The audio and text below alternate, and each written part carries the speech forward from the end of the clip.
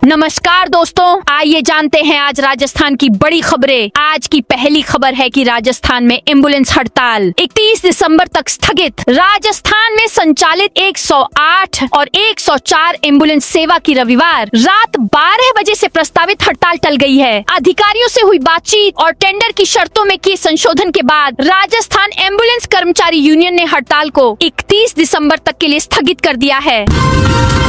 अब हर साल स्कूलों में मनाया जाएगा महाराणा प्रताप का राज्यारोहण दिवस। राजस्थान की भजनलाल सरकार ने शिक्षा और सांस्कृतिक विरासत से जुड़े एक अहम फैसले में प्रदेश के सभी स्कूलों में महाराणा प्रताप का राज्यारोहण दिवस मनाने की घोषणा की है। अब हर वर्ष 28 फरवरी को प्रदेश भर के सरकारी और निजी स्कूलों में यह दिवस शैक्षणिक स्तर पर आयोजित किया जाएगा। इस निर्णय का उद्देश्य विद्यार्थियों को महाराणा प्रताप के शौर्य, त्याग और स्वाभिमान से परिचित कराना है।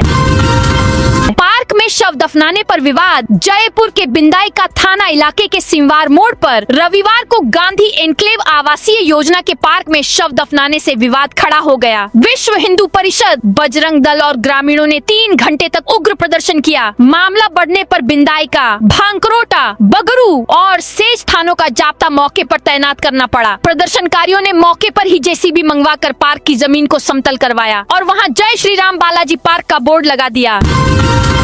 राजस्थान को नए साल में बड़ी सौगातें। नया साल 2026 राजस्थान के लिए कई सौगातें लेकर आ रहा है। साल के पहले या दूसरे माह में प्रदेश को कई बड़ी सौगातें मिलेंगी। इसमें सबसे बड़ी सौगात रिफाइनरी की होगी। इसके अलावा 5 रेलवे स्टेशनों का उद्घाटन भी होगा। रिफाइनरी विकास की दृष्टि से राजस्थान के लिए मील का पत्थर साबित होने की उम्मीद है। इससे हजारों की संख्या में रोजगार भी मिलेंगे।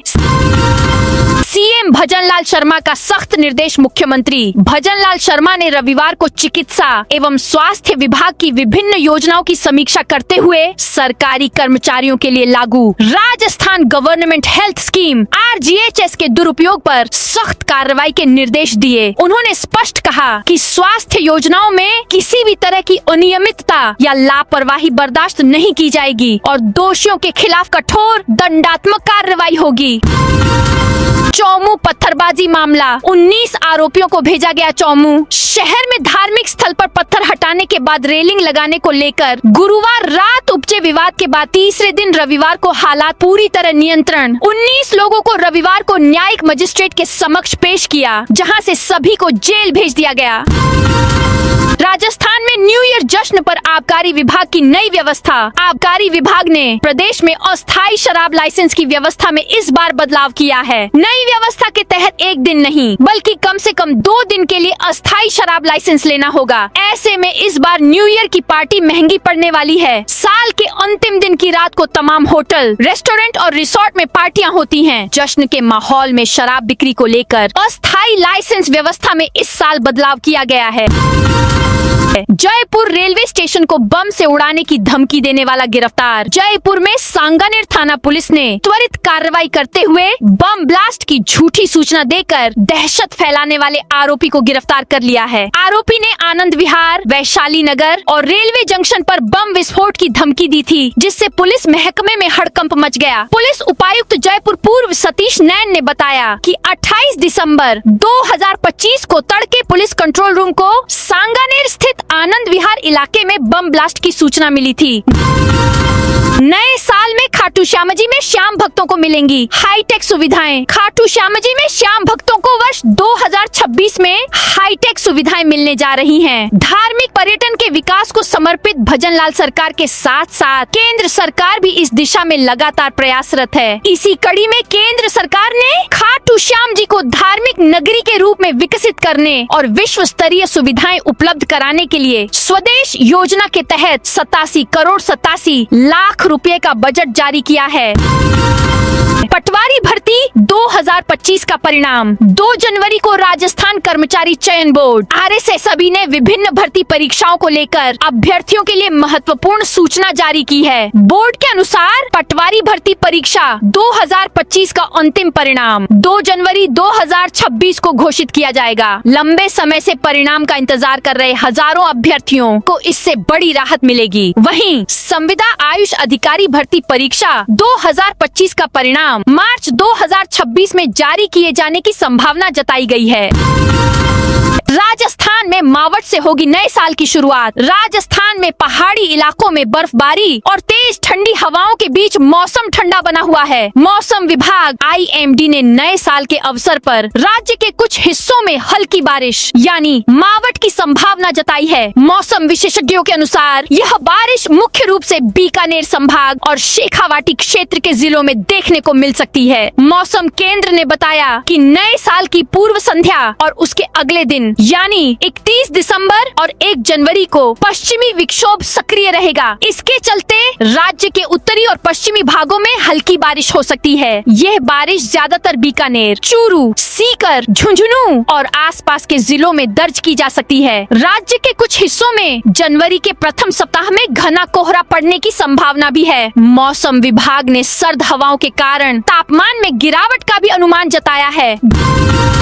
जैसलमेर आने से पहले होटल और संपर्क सत्यापन जरूरी। स्वर्ण नगरी में पर्यटन सीजन इन दिनों अपने चरम पर है। देश के कोने कोने से हजारों सैलानी प्रतिदिन क्रिसमस और अब उसके बाद शीतकालीन अवकाश में नववर्ष का जश्न मनाने के लिए जैसलमेर व सम के धोरों की ओर रुख कर रहे हैं। दूसरी तरफ अपार सैलानियों की भीड़ के बीच अब पर्यटन यात्रा में ठगी का गंभीर संकट भी उभर कर सामने आ रहा है। साइबर ठगों और फर्जी बुकिंग एजेंटों की सक्रियता के चलते कई पर्यटक जैसलमेर पहुंचने के बाद ठहरने की पुख्ता व्यवस्था से वंचित हो रहे हैं।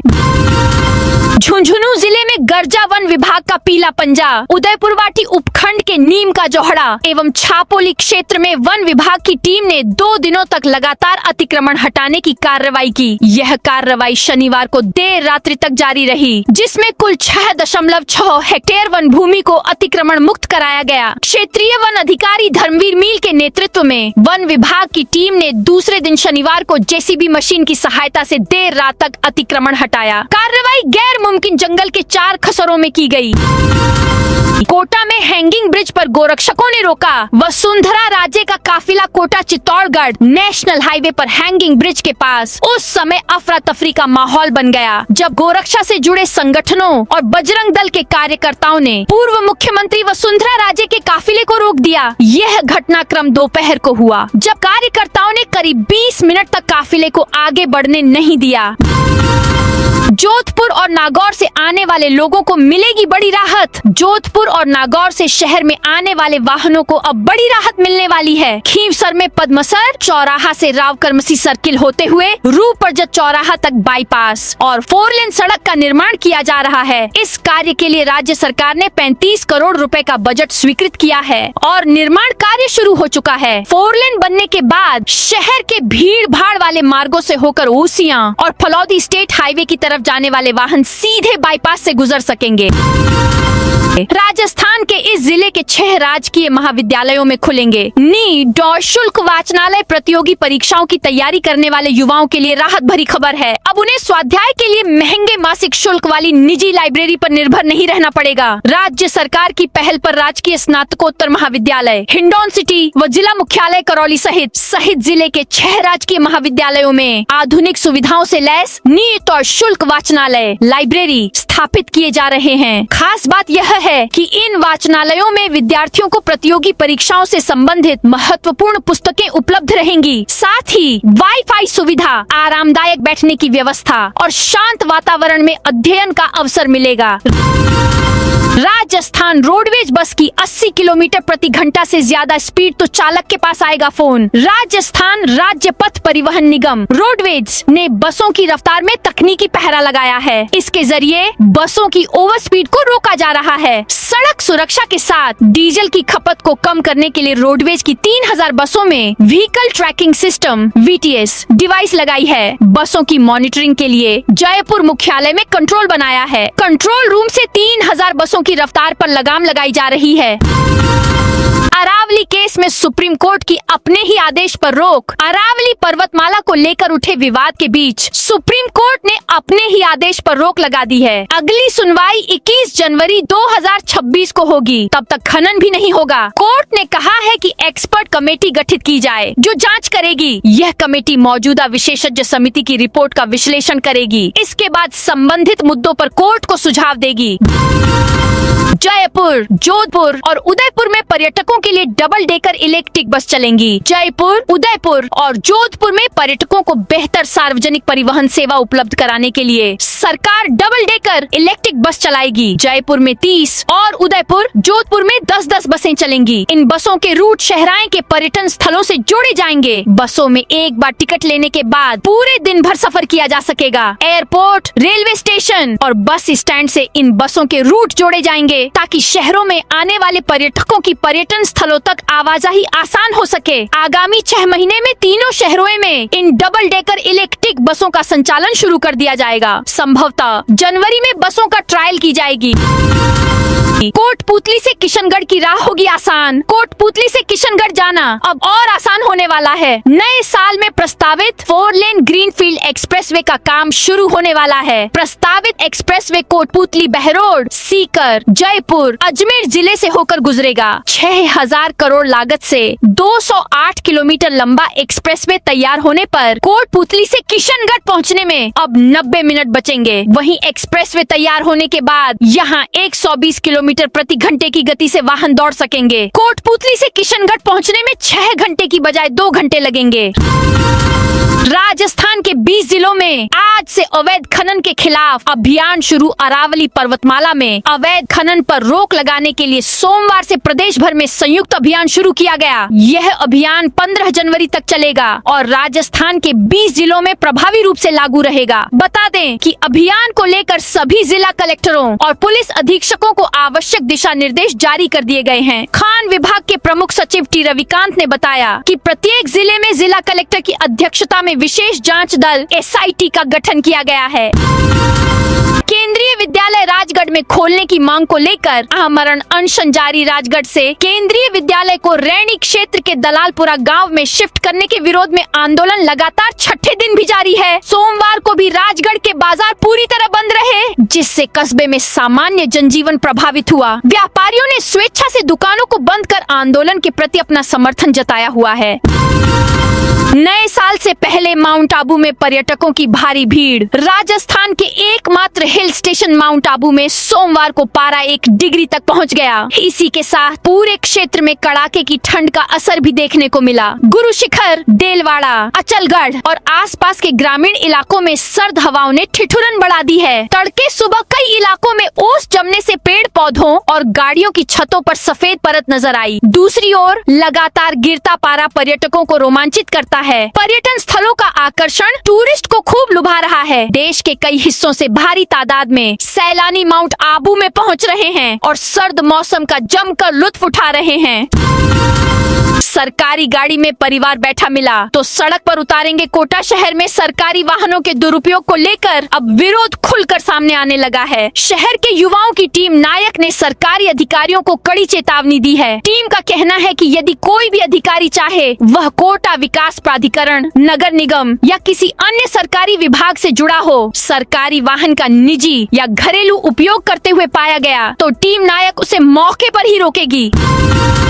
लूट की राशि बरामदगी में गड़बड़ी। ASI suspend. अजमेर के क्रिश्चियनगंज थाना क्षेत्र में हुई एक युवक से 23,39,000 रुपए लूट के मामले में जांच अधिकारी ASI तेजाराम को पुलिस 23,89,000 रुपए लूट के मामले में जांच अधिकारी ASI तेजाराम को पुलिस महानिरीक्षक ने सस्पेंड कर दिया। आरोप है कि लूट की राशि बरामदगी करने में गड़बड़झाला किया गया। IG राजेंद्र सिंह ने पुलिस अधिकारियों की कारगुजारी की जाँच अतिरिक्त पुलिस अधीक्षक विजय सिंह को सौंपी है। इसके अलावा लूट के मामले में शेष आरोपियों की गिरफ्तारी और निष्पक्ष जांच का जिम्मा प्रशिक्षु IPS अजय सिंह को सौंपा है।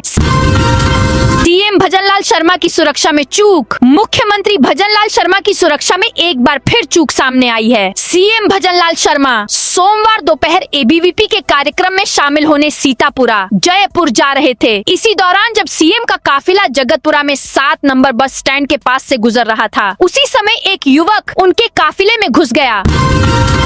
नूंह में मुंडाका हिंसा का मुख्य आरोपी गिरफ्तार। हरियाणा राजस्थान सीमा पर स्थित मुंडाका बॉर्डर पर गत 12 अगस्त को हुई हिंसक झड़प के मुख्य आरोपी इस्माइल खान उर्फ ईजरा को नूंह जिला पुलिस ने गिरफ्तार कर लिया है। फिरोजपुर झिड़का पुलिस की लगातार चल रही कार्रवाई में यह 7वीं गिरफ्तारी हुई है। ब्यावर में बांग्लादेश के विरोध में प्रदर्शन। श्रीमद् भागवत प्रभात फेरी परिवार महिला मंडल ने सोमवार सुबह भारत माता सर्किल पर बांग्लादेश और यूनुस सरकार का पुतला दहन किया। यह प्रदर्शन बांग्लादेश में हिंदू समुदाय के साथ कथित बर्बरता और नरसंहार के विरोध में किया गया। 12वीं प्रायोगिक परीक्षाओं पर बोर्ड सख्त। राजस्थान माध्यमिक शिक्षा बोर्ड अजमेर की ओर से 12वीं बोर्ड की प्रायोगिक परीक्षाओं को लेकर सख्त रुख अपनाया गया है। प्रायोगिक परीक्षाओं की पारदर्शिता और निष्पक्षता बनाए रखने के उद्देश्य से निदेशक माध्यमिक शिक्षा बोर्ड बीकानेर ने विस्तृत दिशा निर्देश जारी किए हैं। इनके तहत प्रायोगिक परीक्षाओं के दौरान बाहरा वीक्षकों ऑब्जर्वरों की आवभगत, स्वागत सत्कार, होटल में ठहराने, भोजन व्यवस्था अथवा किसी भी प्रकार की भेंट देने पर पूर्ण प्रतिबंध लगा दिया गया है। झुंझुनू में अरावली बचाओ प्रदर्शन। 2 जनवरी को अरावली पर्वतमाला के अस्तित्व और पर्यावरण संरक्षण की मांग को लेकर झुंझुनू में जन संघर्ष समिति का गठन किया गया है। इंजीनियर मालीराम वर्मा की अध्यक्षता में आयोजित इस बैठक में पर्यावरण को लेकर मौजूदा हालात पर विस्तार से चर्चा की गई। पेंशनर्स के लिए विशेष शिविर। 31 दिसंबर को राजसमंद में पेंशनर्स की समस्याओं एवं शिकायतों के त्वरित समाधान के उद्देश्य से आगामी 31 दिसंबर को विशेष शिविर का आयोजन किया जाएगा। यह शिविर जिला कोष कार्यालय में सुबह 11 बजे से प्रारंभ होगा। शिविर में अतिरिक्त निदेशक पेंशन एवं पेंशनर्स कल्याण विभाग उदयपुर की उपस्थिति में पेंशन धारकों की विभिन्न समस्याओं का मौके पर ही निस्तारण किया जाएगा। कोटा में निगम की टीम ने पकड़ा चाइनीज मांझा। कोटा में चाइनीज मांझा रोक के बावजूद भी बाजारों में चोरी छिपे बेचा जा रहा है। हालांकि नगर निगम की टीमें लगातार चाइनीज मांझे की बिक्री के खिलाफ छापेमार की कार्रवाई कर रही है, लेकिन दुकानदारों पर इसका कोई असर ही नजर नहीं आ रहा है। टीम ने जब्त चाइनीज मांझे को जलाया। अरावली में हो रहे अवैध खनन पर बोले डोटासरा प्रदेश कांग्रेस कमेटी के अध्यक्ष गोविंद सिंह डोटासरा ने अवैध खनन के खिलाफ सरकार के अवैध खनन के खिलाफ अभियान पर सवाल उठाते हुए कहा, जब इनकी सरकार बनी थी तब 7 दिन का कार्यक्रम चला था, उसके बाद इनकी बंदी फिक्स हो गई। डोटासरा ने कहा कि मुख्यमंत्री ही खान मंत्री भी हैं। पीसीसी चीफ ने कहा कि अधिकारियों का हिस्सा तय हो गया। दूसरा, जहां जहां अवैध माइनिंग हो रही है वहां बीजेपी के मंत्री और उनके विधायकों का हिस्सा तय हो गया, जो पहले तो एरिया बदल रहे थे और अब अरावली को ही माफियाओं के हवाले कर दिया। एमडीएस यूनिवर्सिटी के कुलगुरु को मिली धमकी। अजमेर स्थित महर्षि दयानंद सरस्वती विश्वविद्यालय के कुलगुरु प्रोफेसर को मिली धमकी। सुरेश कुमार अग्रवाल को धमकाने का मामला सामने आया है। इस संबंध में सिविल लाइन थाने में रिपोर्ट दर्ज कराई गई है। यूनिवर्सिटी की ओर से शिकायत दी गई है कि आरोपी दातार सिंह नियम विरुद्ध काम करवाने के लिए कुलगुरु पर दबाव बना रहा था। विश्वविद्यालय प्रशासन ने इसे शैक्षणिक संस्थानों की गरिमा से जुड़ा गंभीर मामला बताते हुए दोषियों के खिलाफ सख्त कार्रवाई की मांग की है। अरावली मामले पर सुप्रीम कोर्ट ने केंद्र और राज्यों को भेजा नोटिस। अरावली मामले में सुप्रीम कोर्ट ने केंद्र और 4 राज्य सरकारों को नोटिस जारी किया है। सुप्रीम कोर्ट ने 20 नवंबर 2025 के फैसले को स्थगित कर दिया है। फिलहाल उन्हें लागू नहीं किया जाएगा। कोर्ट ने 4 अरावली राज्यों दिल्ली, हरियाणा, राजस्थान और गुजरात से जवाब मांगा है। सुप्रीम कोर्ट ने प्रस्ताव दिया कि विशेषज्ञ समिति द्वारा प्रस्तुत रिपोर्ट का विश्लेषण करने के लिए विशेषज्ञों की एक उच्च शक्ति वाली विशेषज्ञ समिति का गठन किया जाए। मामले की अगली सुनवाई 21 जनवरी को होगी। बीकानेर में देर रात 2 गुटों में लाठियों पत्थरों से हमला। बीकानेर में सबसे व्यस्त इलाकों में शामिल एएसपी ऑफिस के ठीक पास स्थित पब्लिक पार्क में मंगलवार को उस समय अफरा तफरी मच गई जब खानाबदोश समुदाय के 2 गुट आपस में भिड़ गए। झगड़ा इतना बढ़ गया कि दोनों पक्षों ने एक दूसरे पर जमकर लाठियां बरसाईं और पत्थर फेंके। घटना से मुख्य रास्ता पर दहशत का माहौल बन गया।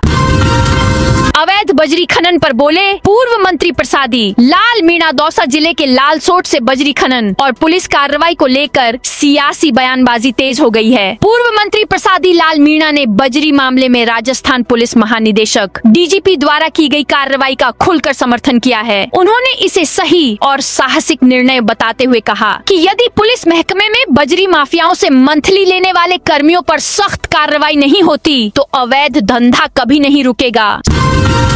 सीकर को संभाग को नीम का थाना को जिला बनाने की मांग। नीम का थाना जिला और सीकर संभाग बहाल करने की मांग को लेकर युवाओं ने आज नीम का थाना जिला अस्पताल के सामने टायर जलाकर विरोध प्रदर्शन किया और भाजपा सरकार के खिलाफ जमकर नारेबाजी की। नीम का थाना जिला हटाने की 1 साल पूरे होने पर कल 28 दिसंबर को काला दिवस मनाया जाएगा। अरावली की सुरक्षा पर सीएम की अहम बैठक। राजस्थान के मुख्यमंत्री भजनलाल शर्मा ने अपने निवास पर वन और खनन विभाग के अधिकारियों के साथ महत्वपूर्ण बैठक की। इस बैठक में अरावली पहाड़ियों को बचाने, अवैध खनन रोकने और हरा भरा क्षेत्र बढ़ाने पर गहन विचार विमर्श हुआ। भीलवाड़ा में बजरी खनन को लेकर ग्रामीण और लीजधारक भिड़े। भीलवाड़ा में बजरी खनन को लेकर ग्रामीण और लीजधारक आपस में भिड़ गए। आपसी मारपीट में दोनों पक्षों के 5 लोग घायल हो गए। वहीं एक जेसीबी में तोड़फोड़ कर दी गई। घटना के बाद अफरा तफरी का माहौल हो गया। घायलों को हॉस्पिटल ले जाने के बाद बड़ी संख्या में भीड़ पहुंच गई। घटना बडलियास थाना क्षेत्र के 100पुर गांव में रविवार शाम को हुई। अरावली बचाने के लिए एनएसयूआई ने निकाला मशाल जुलूस। अजमेर में एनएसयूआई ने अरावली पर्वतमाला को लेकर रविवार रात मशाल जुलूस निकालकर विरोध जताया। कार्यकर्ताओं ने एसपीसीजीसीए के मुख्य द्वार से केसरगंज तक प्रदर्शन किया। प्रदर्शन के दौरान कार्यकर्ताओं दूतों ने ऑक्सीजन मास्क पहनकर यह संदेश दिया कि यदि अरावली को नहीं बचाया गया तो भविष्य में मनुष्य को सांस लेने के लिए भी मास्क का सहारा लेना पड़ेगा। 862 करोड़ से बनेगा 50 किलोमीटर महवा राजगढ़ हाईवे का 4 लेन। केंद्रीय सड़क परिवहन मंत्रालय ने 50 किलोमीटर लंबे महवा मंडावर राजगढ़ हाईवे को 4 लेन बनाने के लिए 862 करोड़ 22 लाख 20 हजार रुपए की स्वीकृति दी है। सड़क परिवहन एवं राजमार्ग मंत्री नितिन गडकरी ने बताया कि यह परियोजना राजस्थान में राष्ट्रीय राजमार्ग 921 के महवा मंडावर राजगढ़ सेक्शन पर लागू होगी। NH 221 पर बनने वाली इस सड़क में बाईपास, फ्लाईओवर और रीअलाइनमेंट शामिल हैं, जिससे क्षेत्र में यातायात, सड़क सुरक्षा और ट्रैफिक की सुविधा में सुधार होगा। पर्यटकों के लिए बनेगा आकर्षण। वन विभाग जयसमंद झील की पाल और रोड को चिरवा की फूलों की घाटी की तर्ज पर विकसित करेगा। इसके लिए बस स्टैंड से लेकर पाल तक रोड के दोनों तरफ फूलों के पौधे लगाए जाएंगे। इससे यह रोड पर्यटकों के बीच आकर्षण का केंद्र बनेगा। इसके साथ ही पाल पर सेल्फी पॉइंट भी तैयार किए जाएंगे।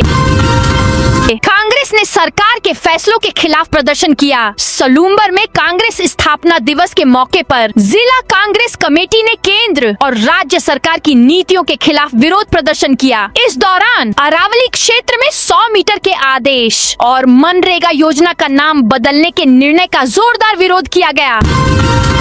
टेम्पो चालकों के लिए वन वे नियम हटा। चूरू जिले के रतनगढ़ में टेम्पो ड्राइवरों को बड़ी राहत मिली है। पूर्व विधायक अभिनेश महर्षि के हस्तक्षेप के बाद शहर में टेम्पो के लिए लागू एक तरफा यातायात नियम वन वे को पूरी तरह हटा दिया गया है। महर्षि ने डीएसपी इंसार अली और थानाधिकारी गौरव खिड़िया से बात कर इस समस्या का समाधान कराया।